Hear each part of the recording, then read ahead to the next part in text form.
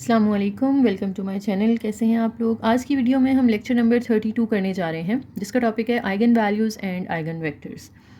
अच्छा, हम ऑलरेडी ये टॉपिक काफ़ी डिटेल से पढ़ चुके हैं, हमें पता है हम आइगन वैल्यूज़ कैसे निकालते हैं, आइगन वेक्टर्स कैसे निकालते हैं। लेकिन यहाँ पे जो हम आइगन वैल्यूज़ और आइगन वेक्टर सीखने जा रहे हैं ना, ये कॉम्प्लेक्स नंबर्स में होंगे। ठीक है, अभी तक हमने जो पीछे सारी इनकी डिटेल्स पढ़ी हैं वो हमने रियल वैल्यूज़ पढ़ी हैं कि आपका जो आइगन वैल्यूज़ और आइगन वेक्टर्स होती थी वो आर पार एन के अंदर लाई करती थी, यानी रियल वैल्यूज़ होती थी लेमडा की। लेकिन यहाँ पे ये सी पार एन के अंदर लाई करेंगी, यानी कॉम्प्लेक्स वैल्यूज़ होंगी। कॉम्प्लेक्स नंबर्स आपको पता होगा अयोटा वाले नंबर्स होते हैं, जिसको हम ए प्लस बी अयोटा की फॉर्म में लिख सकते हैं। ये रियल पार्ट होता है जिसके साथ अयोटा नहीं लगा हुआ, जिसके साथ अयोटा लगा होता है ये हमारा इमेजिनरी पार्ट होता है। और इस तरह के नंबर्स को हम कहते हैं ये कॉम्प्लेक्स नंबर्स हैं। ठीक है, तो अगर आप एक जो लेमडा है जिसको हम कहते हैं आइगन वैल्यू, ये आप कॉम्प्लेक्स वैल्यू निकालना चाहते हैं तो इक्वेशन सेम ही रहेगी जो हमने रियल के लिए पढ़ी थी कि ए माइनस लेमडा एक का डिटर्मिनेंट लेते हैं, आप इक्वल टू 0 रखते हैं, वहाँ से जो लेमडा की वैल्यूज़ आती हैं वो हमारी आइगन वैल्यूज़ होती हैं। इसमें भी सेम वही चीज़ होगी, बस फ़र्क ये होगा कि लेमडा की जो वैल्यूज़ आएंगी ना उनमें अयोटा आ रहा होगा। उसके बाद जब आप आइगन वेक्टर्स निकाल रहे होते हैं तो हम एक और इक्वेशन बना देते हैं x is equal to lambda x. फिर आप लेमडा एक्स को इस साइड पे ले आते हैं, उसके साथ आई मल्टीप्लाई करते हैं इस तरीके से, लेमडा एक्स इधर आ जाता था, सामने 0 रह जाता था। फिर आप इसके साथ आई खुद से मल्टीप्लाई कर सकते हैं, लेमडा आई एक्स। फिर आप एक्स कॉमन ले लेते थे यहाँ से, तो अंदर बच जाता था ए माइनस लेमडा आई। यहाँ पे फिर ये हमारा मैट्रिक्स होता था, ये वेक्टर होता था जिसमें हम वेरिएबल्स रखते थे, दोनों को मल्टीप्लाई करते थे, इक्वेशंस बनती थी, वहाँ से x1 x2 x3 की हम वैल्यूज़ निकालते थे, तो हमारे पास एक आइगन वेक्टर आ जाता होता था। तो इसमें भी सेम मेथड होगा, बस यहाँ पे क्योंकि लेमडा आप अयोटा की फॉर्म में यूज़ कर रहे होगे तो जो आइगन वेक्टर होगा ना वो भी अयोटा की फॉर्म में आएगा, तो हम उसको कॉम्प्लेक्स आइगन वेक्टर बोलेंगे और जो आइगन वैल्यूज़ होंगी उनको हम कॉम्प्लेक्स आइगन वैल्यूज़ बोलेंगे। नेक्स्ट एग्जाम्पल है हमारे पास, कहते हैं a is equal to this, then the linear transformation from x to ax on r square rotates the plane counter clockwise through a quarter turn। अच्छा, बेसिकली यहाँ पे आपने फाइंड वही करनी है आइगन वैल्यूज़ और आइगन वेक्टर्स। बस यहाँ पे पता कैसे चल रहा है कि ये हमारा जो स्पेस है वेक्टर स्पेस वो कॉम्प्लेक्स नंबर होगी, क्योंकि ये जो आपकी ट्रांसफॉर्मेशन है इसमें वो कह रहे हैं कि it rotates the plane counter clockwise through a quarter turn. अच्छा, यहाँ पे जो ए है ना ये पीरियोडिक है।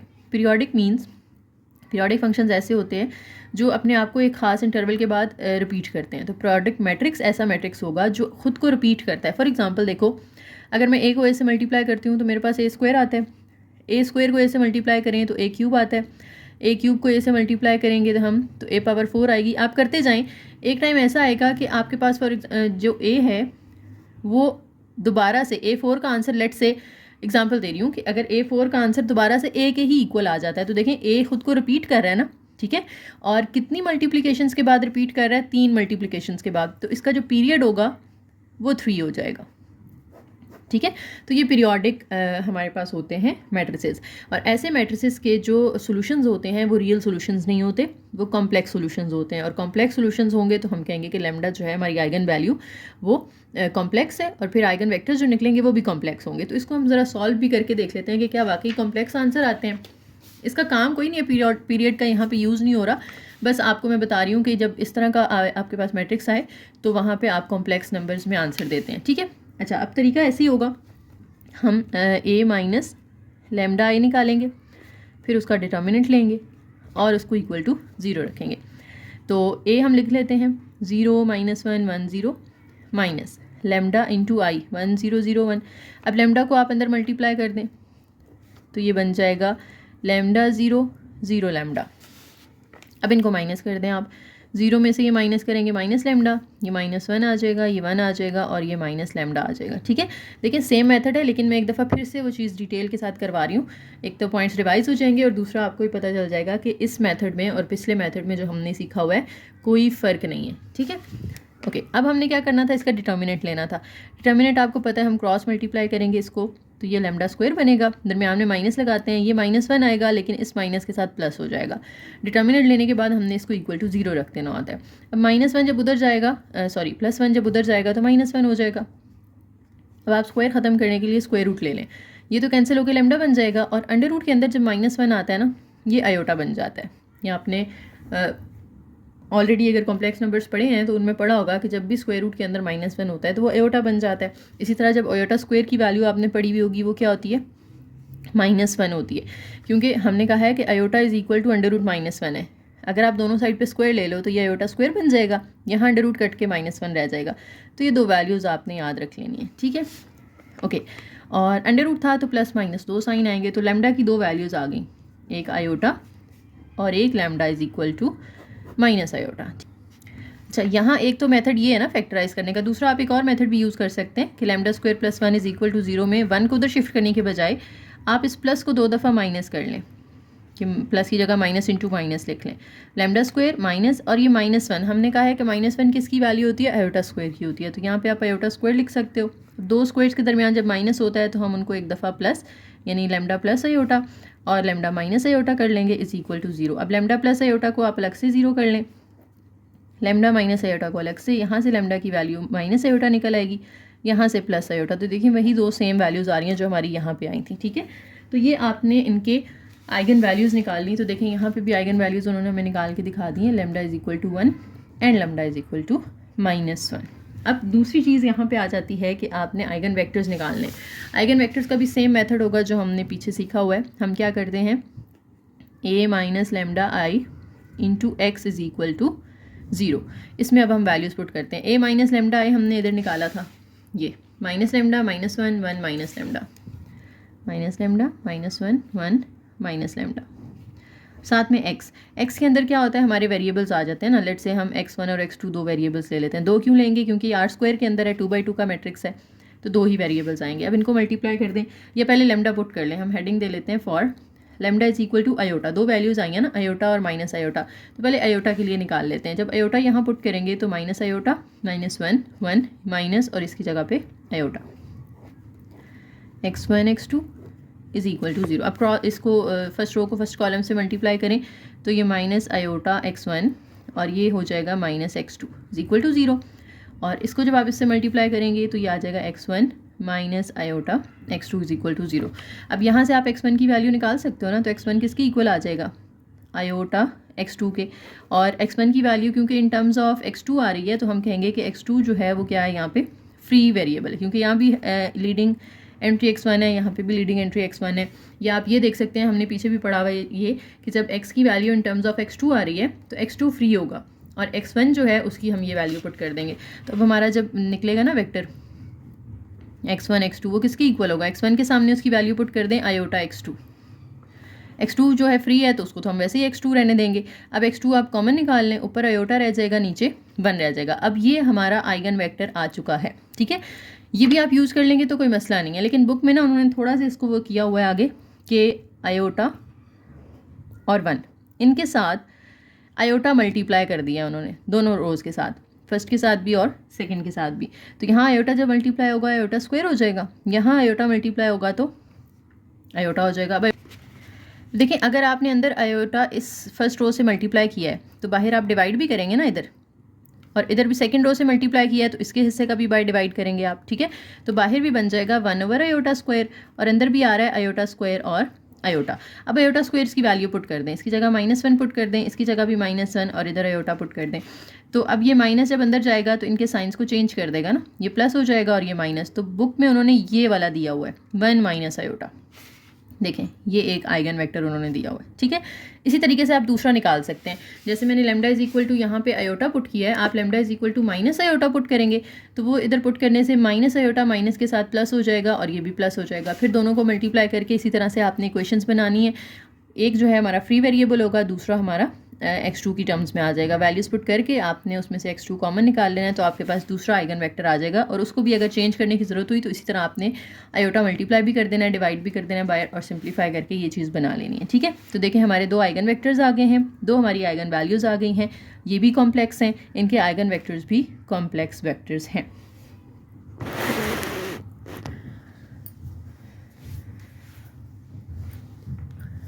नेक्स्ट एग्जांपल नंबर 2 है, इसमें एक मैट्रिक्स ए दिया हुआ है, इसमें भी आपने आइगन वैल्यूज़ ऑफ ए निकालनी है, साथ में आइगन वेक्टर्स की जो बेसिस है यानी आइगन स्पेस वो निकालनी है। बेसिस आपको पता है ना, जिसके अंदर हम आइगन वेक्टर्स लिखते हैं, यानी पहला आइगन वेक्टर लिखें, कॉमा लगा के दूसरा लिखें और इस तरह कर्ली ब्रैकेट लगा दें, तो ये इसकी बेसिस आ जाती है। तो बेसिकली वही काम है जो हमने अभी ऊपर किया है, आइगन वैल्यूज़ और आइगन वेक्टर्स निकालने हैं। आइगन वैल्यूज़ के लिए हम क्या करेंगे, ये हमें मैट्रिक्स दिया हुआ है, तो हम इसके लिए पहले a माइनस लेमडा आई की वो बनाएंगे, मैट्रिक्स बनाएंगे, फिर उसका डिटर्मिनेंट लेंगे और उसको इक्वल टू 0 रखेंगे। तो ये मैं यहीं पे देखें आपको करवा रही हूँ। जब आप a माइनस लेमडा आई बनाएंगे तो वो ये चीज़ बनेगी, ठीक है, कि a लिखेंगे माइनस लेमडा आई लिखेंगे तो ये मैट्रिक्स आ जाएगा। अब इसका आपने डिटर्मिनेंट लेना है तो आप क्रॉस मल्टीप्लाई कर देंगे ना, 0.5 माइनस लेमडा को इसके साथ मल्टीप्लाई कर दें, 0.6 को 0.75 से मल्टीप्लाई कर दें। इसमें अब 0.5 पहले 1.1 से मल्टीप्लाई होगा, फिर 0.5 लैम्डा से मल्टीप्लाई होगा, फिर लैम्डा 1.1 से मल्टीप्लाई होगा, फिर लैम्डा से मल्टीप्लाई होगा और ये दोनों आपस में मल्टीप्लाई होंगे। फिर जो लैम्डा वाले होंगे वो आपस में ऐड कर देने हैं, लैम्डा स्क्वायर वाला एक ही होगा, वो आपने शुरू में लिख लेना है, और जो कांस्टेंट होंगे वो सारे आपस में ऐड कर देने हैं। तो ये मेरे पास एक इक्वेशन बनेगी, क्वाड्रेटिक इक्वेशन है, और इसकी मिडिल टर्म ब्रेकिंग क्योंकि नहीं हो रही, यहाँ 1 है और यहाँ 1.6 है, तो मिडिल टर्म ब्रेकिंग तो नहीं हो सकती। तो फिर क्वाड्रेटिक इक्वेशन को सॉल्व करने के लिए हमें क्वाड्रेटिक फार्मूला लगाना पड़ता है। तो हम इस पे क्वाड्रेटिक फार्मूला लगा लेते हैं, lambda square minus 1.6 lambda plus 1 is equal to 0। Okay, अब आपने क्वाड्रेटिक फार्मूला पढ़ा हुआ है, लैम्डा किसके इक्वल होगा, minus b plus minus under root b square minus 4ac over 2a। अब b क्या होता है, लैम्डा का कोएफिशिएंट, ये b है हमारा, ये इसकी जगह पुट कर दें, इसका भी माइनस है, इसका भी माइनस है, तो वो प्लस हो जाएगा, plus minus under root b का स्क्वायर यानी 1.6 का स्क्वायर, माइनस भी होगा साथ में लेकिन स्क्वायर की वजह से माइनस प्लस हो जाएगा, -4। फिर a की वैल्यू, a होता है जो लैम्डा स्क्वायर के साथ है, कुछ नहीं है तो 1 है, c की जगह पे कांस्टेंट आ जाता है वो भी 1 है, ओवर 2a, a की वैल्यू 1 है। अभी कैलकुलेटर पे आपने इसको सिंप्लीफाई कर लेना है, तो जो आंसर मिलेगा वो मैं आपके सामने लिख देती हूँ। हमारा आंसर आएगा 0.8 प्लस माइनस, ये plus minus as it is, और यहाँ पे आ जाएगा 0.6 आयोटा। आयोटा क्यों बनेगा, क्योंकि जब आप इसका स्क्वायर लेके -4 करेंगे ना तो नेगेटिव आंसर आएगा, तो अंडर रूट के अंदर जब नेगेटिव आता है तो वो आयोटा बन जाता है। ठीक है, मैं आपको ना ये करके दिखा ही देती हूँ ताकि कोई कन्फ्यूजन ना रहे। देखें, आपने 1.6 का स्क्वायर लेना है, 1.6 का स्क्वायर लेना है, फिर उसमें से -4 कर देना है, क्योंकि 4 1 ज़ार 4 ही होता है ना, तो ये पॉइंट्स में आ रहा है -1.44। ठीक है, तो ये बनेगा 1.6 प्लस माइनस अंडर रूट के अंदर आ रहा है -1.44 और नीचे क्या है 2, तो 2 आप दोनों के साथ अलग अलग कर सकते हैं ना, ये वाला 2 आप अलग अलग कर दें। 1.6 को 2 पे डिवाइड करें तो मेरे पास आ रहा है 0.8। देखें, तो इसकी जगह 0.8 लिख दिया, प्लस माइनस वैसे ही। अब अंडर रूट के अंदर जो माइनस है इसकी जगह आयोटा आ जाएगा और बाकी का अंडर रूट ले लें, यानी 1.44 का अंडर रूट ले लें इस तरीके, बस माइनस नहीं लगाना आपने अंदर। ठीक है, 1.44 का अंडर रूट ले लें तो वो हमारे पास आएगा 1.2। फिर 1.2 को आप डिवाइड कर देंगे इस 2 के साथ तो मेरे पास आ जाएगा 0.6, तो वो मैंने 0.6 लिख लिया। और ये माइनस क्योंकि हमने इसमें नहीं लिखा तो माइनस की जगह हमने आयोटा लगा दिया है। ठीक है, तो ये हमारा एक सोल्यूशन आ गया। अब इसमें 2 आंसर्स हैं ना, लैम्डा की 2 वैल्यूज़ आई हैं, एक 0.8 प्लस 0.6 आयोटा और एक लैम्डा आया है 0.8 माइनस 0.6 आयोटा। ठीक है, अगर आप गौर करें तो एक दूसरे का कॉन्जुगेट है। कॉन्जुगेट समझते हैं क्या है? कॉन्जुगेट होता है कि किसी भी कॉम्प्लेक्स नंबर में अगर आप आयोटा का साइन चेंज कर देते हैं ना तो वो कॉन्जुगेट हो जाता है। जैसे ये देखें 0.8 प्लस 0.6 था और यहाँ आयोटा वाली वैल्यू का साइन चेंज कर दिया गया है, माइनस हो गया है, तो ये वाला नंबर उसका कॉन्जुगेट कहलाएगा। ठीक है, अच्छा, लैम्डा की वैल्यूज़ तो आ गई हैं हमारे पास। अब हमने क्या करना है, ये वैल्यूज़ आई हैं ना प्लस माइनस वाली, अब आपने एक दफ़ा माइनस वाली ले लेनी है, एक दफ़ा आपने प्लस वाली ले लेनी है और फिर दोनों से बारी बारी आइगन वेक्टर निकालना है। ठीक है, एक से हम निकाल लेते हैं, दूसरी से फिर आप लोग खुद ट्राई कर लीजिएगा। देखें, लैम्डा हम ले लेते हैं 0.8 माइनस 0.6 आयोटा और हमारे पास जो इक्वेशन होती है वो होती है a minus lambda I into X is equal to 0। a minus lambda I जो था वो हमारे पास आया था 0.5 माइनस लैम्डा माइनस 0.6, इसी तरह से 0.75, 1.1 माइनस लैम्डा, x जो होगा वो हम x1 x2 ले लेते हैं इज इक्वल टू 0। अब आपने लैम्डा की जगह पे ये वाली वैल्यू पुट कर देनी है 0.5 माइनस लैम्डा की जगह पे जब ये पुट करेंगे 0.8 तो ये माइनस जो है ये लैम्डा की वैल्यू को चेंज कर देगा ना अंदर साइन को, प्लस 0.6 आयोटा हो जाएगा। ये माइनस 0.6 एज इट इज़ रहेगा, 0.75 भी एज इट इज़, 1.1 के बाद माइनस लेमडा है तो लेमडा का साइन चेंज करके 0.8 प्लस 0.6 आयोटा और सामने 0 आ रहा है, ठीक है। अब आप देखें 0.5 माइनस 0.8 करेंगे माइनस 0.3 आएगा प्लस 0.6 आयोटा माइनस 0.6 0.75 1.1 में से आप 0.8 माइनस कर दें माइनस 0.8 तो ये 0.3 आ जाएगा प्लस 0.6 आयोटा, साथ में इसके वो वाला x1 x2 वाला वेक्टर आ रहा है और इक्वल टू 0 है, ठीक है। अब फर्स्ट रो को फर्स्ट कॉलम से मल्टीप्लाई करें तो ये जब x1 से होगा तो ये होगा minus 0.3 plus 0.6 iota into x1 minus 0.6 x2 is equal to 0। एक इक्वेशन बन जाएगी। दूसरी इसको इससे मल्टीप्लाई करके आएगी 0.75 x1 plus 0.3 plus 0.6 iota into x2 is equal to 0। अब आप यहाँ से x1 की वैल्यू निकाल लें। x1 की वैल्यू निकालने के लिए पहले ये चीज़ उठा के उधर ले जाएंगे तो वो उधर जाके माइनस हो जाएगी ना, minus 0.3 plus 0.6 iota into x2। फिर ये 0.75 यहाँ मल्टीप्लाई हो रहा है, वहाँ जाके आप डिवाइड कर दें। माइनस को बेशक आप ओपन करना चाहते हैं तो कर लें, नहीं तो आप ऐसे ही रहने दें x2। और 0.75 इधर आगे जब डिवाइड होगा तो आप दोनों के साथ उसको अलग अलग डिवाइड कर दें, ठीक है। तो डिवाइड करके 0.3 डिवाइडेड बाय 0.75 ये मिलेगा मुझे 0.4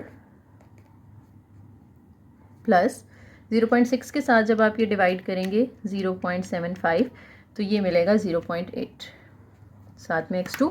ये x1 की वैल्यू आ गई है, ठीक है। और x1 की value in terms of x2 आई है तो x2 जो है वो हमारा फ्री वेरिएबल हो जाएगा, ठीक है। अब हम अपना सोल्यूशन लिख लेते हैं। x1 x2 is equal to x1 की वैल्यू माइनस आप खोल दें, ठीक है, माइनस 0.4 बल्कि अभी नहीं खोलते, जब हम x2 कॉमन लेंगे फिर खोल देंगे। और x2 क्योंकि फ्री है तो उसको हम x2 ही रहने देते हैं। अब आप x2 दोनों में से कॉमन निकाल लें तो अंदर रह जाएगा माइनस 0.4 माइनस 0.8 आयोटा। अब मैंने माइनस खोल दिया, नीचे इसकी जगह पे 1 रह जाएगा। अब मुझे इसके ना पॉइंट्स ख़त्म करने हैं तो मैं इसको कर देती हूँ -4/10 और -8/10 आयोटा और 1 तो एज इट इज़ रहेगा। अब ये कटिंग हो रही है यहाँ पे तो 2/5 आ जाएगा और 4/5 आ जाएगा। तो x2 ये आ जाएगा -2/5 माइनस 4/5 आयोटा और 1। अब आप इतना भी छोड़ दें तो ठीक है, लेकिन बुक में उन्होंने इसको थोड़ा सा और सिंप्लीफाई किया हुआ है कि ये 5 जो है ना ये ख़त्म किया उन्होंने। अब 5 यहाँ से अगर आप ख़त्म करने हैं तो आपको 5 से मल्टीप्लाई करना पड़ेगा ना, यानी इस फर्स्ट रो को 5 से मल्टीप्लाई करना है। अगर फर्स्ट को करना है तो आपने सेकंड को भी करना है, ठीक है। तो फर्स्ट को और सेकंड को हम 5 से मल्टीप्लाई कर देते हैं तो इधर 5 कैंसिल हो जाएगा, इधर भी 5 और 5 कैंसिल हो जाएगा तो -2 -4 आयोटा आ जाएगा। नीचे 5 1 जार 5 ओवर नहीं है ये, सॉरी। तो ये x1 की वैल्यू आ गई, ये हमारे पास x2 की आ गई। तो ये आइगन वेक्टर आ गया ना हमारे पास। आइगन वेक्टर है -2 -4 आयोटा और नीचे 5, ठीक है। ये देखें ये पहला आइगन वेक्टर आ गया है। अब इसी तरीके से जैसे मैंने ये माइनस वाली वैल्यू पुट की है ना, लैम्डा की जगह मैंने ये माइनस वाली वैल्यू ली है। अगर आप ये प्लस वाली लेंगे सारा सेम होगा और यहाँ पे भी आयोटा के साथ प्लस आ जाएगा, बाकी कोई फ़र्क नहीं आएगा। देखिए -2 -4 आयोटा है, उसमें -2 + 4 आयोटा आ जाएगा और 5 और 5 सेम रहेगा। तो यहाँ से एक पॉइंट ये पता चलता है कि जब आपकी आइगन वैल्यूज़ एक दूसरे का कॉन्जुगेट होती हैं तो आपके आइगन वेक्टर्स भी एक दूसरे का कॉन्जुगेट होते हैं। यानी एक आइगन वैल्यू के लिए जब आपने एक आइगन वेक्टर निकाल लिया है तो अगर दूसरी आइगन वैल्यू इसका कॉन्जुगेट है तो आइगन वेक्टर के लिए दोबारा सारी कैलकुलेशन करने की ज़रूरत नहीं है, आप सिर्फ इस आइगन वेक्टर का कॉन्जुगेट ले लें। यानी ये -4 को आप सिर्फ +4 कर दें और तो किसी के साथ आयोटा नहीं है ना, यानी सिर्फ आपने आयोटा वाले साइन चेंज कर देने होते हैं। एक ही आयोटा वाली वैल्यू है उसका साइन चेंज कर दें तो आपके पास दूसरा आइगन वेक्टर आ गया। अब इनको आप मिला के इस तरह से कर्ली ब्रैकेट के अंदर लिख देंगे, पहला वेक्टर दूसरा वेक्टर, तो ये आपकी बेसिस बन जाएगी, ठीक है। नीचे उन्होंने चेकिंग भी की, अगर आप करना चाहें तो कर सकते हैं वरना ज़रूरी नहीं है। नेक्स्ट एग्जाम्पल 3 है। इसमें एक आइट्रेटिव मेथड यूज़ हुआ है, ये आगे जाके वैसे डिटेल से एक हमारा चैप्टर भी आएगा, लेकिन यहाँ पे थोड़ा सा चलें इसको देख लेते हैं। इसमें क्या होता है कि आप ना एक मैट्रिक्स में जब आपने पढ़ा हुआ है ना कि x इज़ इक्वल टू, हम x को ट्रांसफॉर्म करते हैं ax में या ax को ट्रांसफॉर्म करते हैं x में, तो हमारे पास इस तरह की इक्वेशन आती है x is equal to lambda x वाली। अगर लैम्डा को हम यहाँ पे छोड़ दें तो इनिशियल हमारी इक्वेशन क्या बनती थी, ax is equal to x बनती थी ना, फिर हमने उधर लैम्डा मल्टीप्लाई किया था। तो ये वाली सिचुएशन अगर आप माइंड में रखें तो इससे वो कहते हैं कि अगर आप x1 निकालना चाहते हैं ना तो आप ax0 यूज़ करेंगे, यानी x is equal to ax है तो x is equal to ax, लेकिन x0 जो है उसको यूज़ करते हुए आप x1 निकालेंगे। फिर यहाँ अगर आप x1 रखते हैं तो आपके पास x2 की वैल्यू आ जाएगी, यहाँ फिर आप x2 रखते हैं तो आपके पास x3 की वैल्यू आ जाएगी, एंड सो ऑन। यानी हर पिछले x को यूज़ करते हुए आप नेक्स्ट x की वैल्यू निकाल सकते हैं। यहाँ पे देखो उन्होंने x0 हमें दिया हुआ है 2 0, तो उसको हम वेक्टर फॉर्म में लिख लेंगे। एग्जाम्पल 2 में जो मैट्रिक्स ए था वो यूज़ करना है हमने, तो वो हमने मैट्रिक्स भी लिख लिया, ये जो अभी हमने ऊपर लैम्डा वाली की है ना एग्जाम्पल।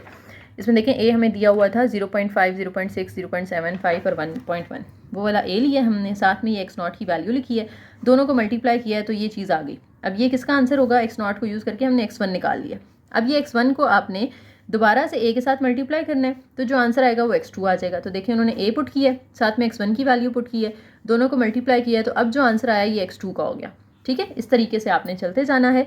तो ये जो सीक्वेंस होती है ना कि आप इस तरह से एक को यूज़ करते हुए दूसरी को यूज़ करते हुए तीसरी वैल्यू निकाल रहे हैं, इन्हें इससे जो एक ग्राफ बनता है उसे हम कहते हैं एलिप्टिकल ऑर्बिट। ठीक है, एलिप्टिकल ऑर्बिट यानी एक एलिप्सिस बनती है, या आप फिगर भी देख सकते हैं, शेप उसी से मिलती जुलती है। ठीक है, नेक्स्ट आ गया जी real and imaginary parts of vectors.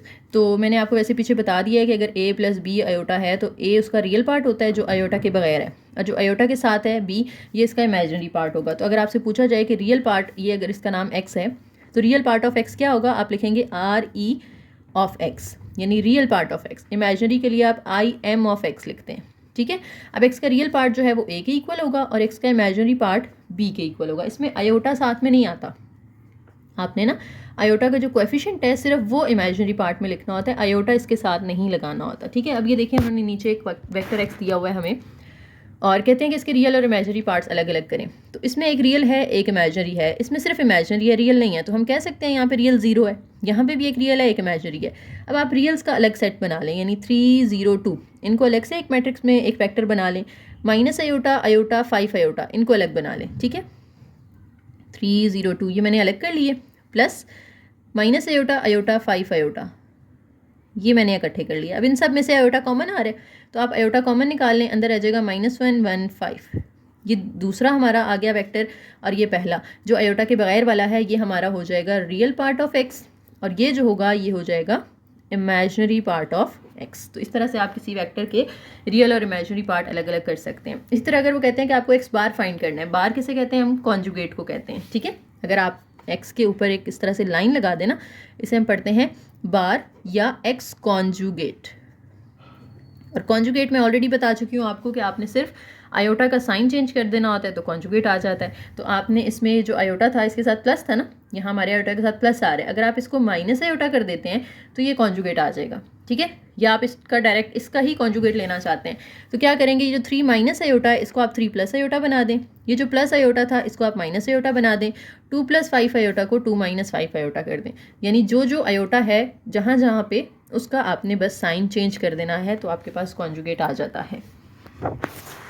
Next नीचे उन्होंने थोड़ा सा एक्सप्लेन भी कर दिया है कि बी बार जो है ये डिनोट किसको करता है, उस मैट्रिक्स को whose entries are the complex conjugate of the entries in B. यानी बी की एंट्रीज का अगर कॉन्जुगेट लिया जाए तो जो मैट्रिक्स आता है उसे हम बी बार कहते हैं या बी कॉन्जुगेट कहते हैं। ठीक है, अब कुछ प्रॉपर्टीज़ हैं यहाँ पे देख लें, एमसीक्यूज में आ सकती हैं कि आर एक्स के ऊपर होल बार है, यानी एक स्केलर नंबर है, उसको आप एक्स के साथ मल्टीप्लाई करें, जो आंसर आए उसका कॉन्जुगेट ले लें, या दोनों का अलग अलग कॉन्जुगेट लेके फिर मल्टीप्लाई कर लें, आंसर सेम ही आता है। और जो स्केलर नंबर होता है ना, क्योंकि ये रियल है ना, इसमें आयोटा नहीं आ रहा, तो रियल नंबर का कॉन्जुगेट रियल ही होता है, यानी आर आर ही रहेगा, वो चेंज नहीं होगा, उसमें आप साइन चेंज नहीं कर सकते। तो मतलब ये है कि आप आर को बाहर निकाल लें, आप इस तरह भी लिख सकते हैं कि आर के ऊपर बार ना लगाएं, सिर्फ एक्स के ऊपर लगा लें, क्योंकि आर तो रियल है, रियल का कॉन्जुगेट जो है वो नहीं लिया जा सकता ना। अगर फॉर एग्जांपल आपके पास एक एक्स आ रहा है जिसमें सिर्फ 2 है, या इस तरह से 2 1 है, इसमें कोई आयोटा ही नहीं है, तो इसका जो कॉन्जुगेट होगा वो भी सेम चीज़ ही आ जाएगी, क्योंकि कॉन्जुगेट में हमने सिर्फ आयोटा के साइन चेंज करने होते हैं, अगर आयोटा है ही नहीं तो फिर वो सेम रहेगी चीज़। आगे बी और ये आर बी भी देख लेना, ये इसी तरह से लिखा हुआ है।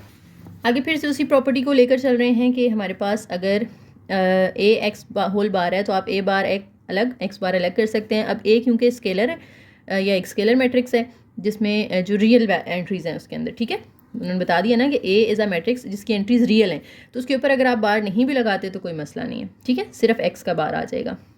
अब जब आप A X is equal to लिखते हैं ना, A X is equal to lambda X, अगर आप इधर बार लगा रहे हैं तो आप इधर भी बार लगाएंगे।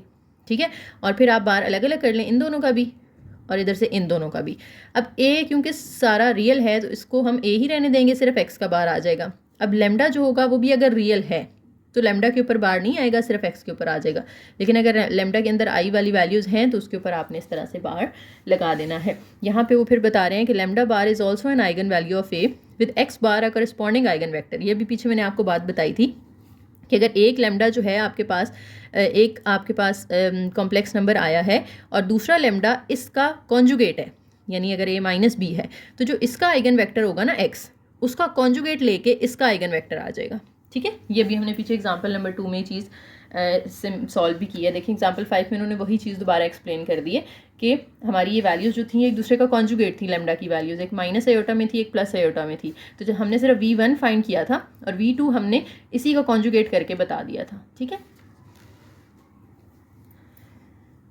नेक्स्ट एग्जाम्पल नंबर 6 है। इसमें कहते हैं कि C आपके पास एक मैट्रिक्स है जिसमें A B रियल नंबर्स हैं और eigen values of C are, eigen values उन्होंने हमें दे दी हैं। लेमडा इज़ इक्वल टू एक A प्लस बी आयोटा है, एक lambda is equal to A minus b iota है। ठीक है, और अगर आप लेमडा की मैग्नीट्यूड लेते हैं, अच्छा किसी कॉम्प्लेक्स नंबर की जब आप मैग्नीट्यूड लेते हैं ना तो उसका फॉर्मूला होता है अंडर रूट के अंदर रियल पार्ट का स्क्वायर प्लस इमेजिनरी पार्ट का स्क्वायर। तो अगर आपने लेमडा की मैग्नीट्यूड निकालनी है तो इसका रियल पार्ट है A और इमेजिनरी पार्ट है B, तो ये आ जाएगा A square plus B square. तो यही फार्मूला यहाँ पे लिखा हुआ है, MCQs वगैरह में आ सकता है। ओके, अब वो कह रहे हैं कि C को अगर आप in terms of trigonometric functions लिखना चाहते हैं तो उसके लिए आप क्या करेंगे। देखो ये जो मैग्नीट्यूड है ना इसको वो रिप्रेजेंट कर रहे हैं R के साथ। जो लेमडा की मैग्नीट्यूड ली है इसको एक नया नाम दे रहे हैं वो R, क्योंकि स्केलर आ जाएगी ना, इसमें आयोटा वाला नंबर तो नहीं होगा। इमेजिनरी का हमने सिर्फ B उठा के यहाँ लिखा है, आयोटा नहीं लिखते हम इसके साथ। ठीक है, तो अब इसमें कोई आयोटा वाली वैल्यू नहीं है तो ये रियल नंबर बनेगा। अब C आपके पास मौजूद है A minus b B A, आप इसके साथ R मल्टीप्लाई भी कर दें और अंदर सारे नंबर्स के साथ R डिवाइड भी कर दें इस तरह से। ठीक है, अगर इसको वो कह रहे हैं कि आप प्लॉट करें ना अपने एक्स एक्सिस वाई एक्सिस के ऊपर, तो A क्योंकि रियल पार्ट है वो इस A इधर आएगा। ठीक है, ये B होगा और इन दोनों को मिलाने से ये आपके पास R आ जाएगा, उसकी मैग्नीट्यूड। ठीक है, ये R है, नीचे B है, A है, ये B है। इनका जो एंगल बनेगा वो कह रहे हैं वो फाई है। ठीक है, ये कैसे प्लॉट किया उन्होंने, जब आप इस तरह से रियल नंबर होते हैं, ये रियल नंबर की प्रॉपर्टीज़ हैं, यहाँ उन्होंने इतनी डिटेल नहीं दी है लेकिन मुझे उम्मीद है आप लोगों को पता होंगी। देखें कोई आपके पास अगर कॉम्प्लेक्स नंबर होता है, मैंने रियल नंबर शायद बोल दिया, कॉम्प्लेक्स नंबर की प्रॉपर्टीज़ हैं जो हम ये पढ़ रहे हैं। ठीक है, कॉम्प्लेक्स नंबर अगर आपके पास होता है ना आप उसको पॉइंट फॉर्म में भी लिख सकते हो। रियल पार्ट लिखें, कॉमा लगा के इमेजिनरी पार्ट लिखें। रियल पार्ट A है, कॉमा लगा के B लिखते हैं। फॉर एग्जांपल 2 + 3 आयोटा है तो इसको आप 2, 3 भी लिख सकते हो। अगर 5 - 6 आयोटा है इसको आप 5, 6 भी 5, -6 भी लिख सकते हो। तो ये जो हमारे पास A + B आयोटा है इसको हमने A भी लिखा है, यानी एक्स एक्सिस के अलॉन्ग A पॉइंट्स ट्रैवल करें, वाई एक्सिस के अलॉन्ग B पॉइंट्स ट्रैवल करें और ये आप दोनों को मिला के एक आपके पास ट्राइंगल बन रही है जिसकी ये बेस है, ये परपेंडिकुलर है और इसके 90 डिग्री बनेगा ना, यहाँ पे परपेंडिकुलर है तो 90 के सामने वाली साइड क्या होती है, हाइपोटेनस होती है। अच्छा, अब आपको ट्रिग्नोमेट्रिक कुछ फार्मूलाज याद है। साइन थीटा हमने पढ़ा था, ये हमने कैलकुलस के अंदर फार्मूलाज पढ़े हुए हैं। परपेंडिकुलर ओवर हाइपोटेनस होता है, इसी तरह से कॉस जो होता है वो बेस ओवर हाइपोटेनस होता है और टेन जो है वो परपेंडिकुलर ओवर बेस होता है। तो परपेंडिकुलर यहाँ पे हमारे पास है B और हाइपोटेनस है R, तो ये B/R बन जाएगा इसका फार्मूला। कॉस का अगर मैं निकालूँ तो बेस ओवर हाइट, बेस ये है और हाइपोटेनस R है तो A/R। ठीक है, अब ज़रा C पे वापस आ जाएंगे जो हमने C लिखा था, इसमें बाहर वाला R as it is. A/R किसका फार्मूला है, A/R हमने अभी देखा है कि cos फाई का फार्मूला है तो उसकी जगह आप cos फाई लिख दें। B/R किसका फार्मूला है, B/R साइन फाई का फार्मूला है तो ये माइनस भी है ना साथ में, तो माइनस साइन फाई। नीचे फिर B/R है, ये फिर साइन फाई का फार्मूला है। फिर यहाँ A/R है, ये सॉरी A/R है तो A/R फिर से किसका फार्मूला बन जाएगा, cos फाई का फार्मूला बन जाएगा। तो ये हमारे पास एक मैट्रिक्स बन गया है और इस R की जगह क्योंकि इसके साथ कोई और मैट्रिक्स मल्टीप्लाई नहीं हो रहा है तो आप इसके साथ I मल्टीप्लाई कर सकते हैं ना, R के साथ इधर I मल्टीप्लाई कर दें 1 0 0 1 और साथ में ये cos साइन वाला मैट्रिक्स एज इट इज़। अब R को अंदर अगर आप मल्टीप्लाई कर दें तो यहाँ R बन जाएगा बाहर से आर ख़त्म हो जाएगा और अंदर ये कॉज वाला मैट्रिक्स। तो इस तरह से उन्होंने सी को एक तरह से ओपन करके लिख दिया है। और इसमें वो कह रहे हैं कि जो फाई है ना, एंगल फाई, इसे हम कहते हैं आर्गुमेंट ऑफ लैम्डा। ठीक है, तो ये MCQs के लिए आपने पॉइंट याद रखना है। It is called the argument of lambda. Next एक और एग्जाम्पल है जी, एग्जाम्पल नंबर 7, और इसमें हमें वही एग्जाम्पल 2 वाला ही मैट्रिक्स दिया हुआ है। लैम्डा की वैल्यू भी उन्होंने हमें दी हुई है और वेक्टर जो हमने निकाला था वो भी उन्होंने हमें दे दिया है। कहते हैं let P be a 2x2 real matrix, जिसमें पहला कॉलम जो है वो रियल वैल्यूज़ ऑफ V1 है, दूसरा column imaginary values of V1 है। तो P आपने बना के दिखाना है। देखो P कैसे बनाना है, उन्होंने कहा पहले कॉलम में V1 की रियल वैल्यूज़ लिखें। V1 की रियल वैल्यूज़ है -2 और यहाँ पे है 5, ये पहले कॉलम में आ जाएंगी। दूसरे कॉलम में उन्होंने कहा V1 की इमेजिनरी वैल्यूज़ लिखें। V1 की इमेजिनरी वैल्यू ऊपर है -4 और सेकंड रो में कोई भी नहीं है तो वहाँ पे 0 आ जाएगा। तो ये P मैट्रिक्स बन गया। ठीक है, अब अगर हमें ये चीज़ प्रूव करनी है, हमने पीछे सिमिलैरिटी वाला एक थ्योरम पढ़ा था ना कि if A similar to C, तो हम उसको लिख सकते हैं C is equal to P inverse AP। तो हमने ये सिमिलैरिटी यहाँ पे प्रूव करनी है कि if A is similar to P, तो आपने ये फार्मूला यूज़ कर लेना है, A सिमिलर टू C, तो ये फार्मूला है। ठीक है, अब P इनवर्स की जगह आपने इसका इन्वर्स फाइंड कर लेना। आपको पता है ना इन्वर्स कैसे फाइंड करते हैं, 1/P determinant into adjoint of P। ठीक है, तो डिटर्मिनेंट हमारे पास 20 आएगा, ये इसका एडजॉइंट आ गया, साथ में हमारे पास ये A वेक्टर जो A मैट्रिक्स है वो आ गया, और फिर P है तो उसकी जगह पे आपने जो P पर लिखा हुआ था वो सबको मल्टीप्लाई कर देना आपने, तो ये आंसर आ जाएगा।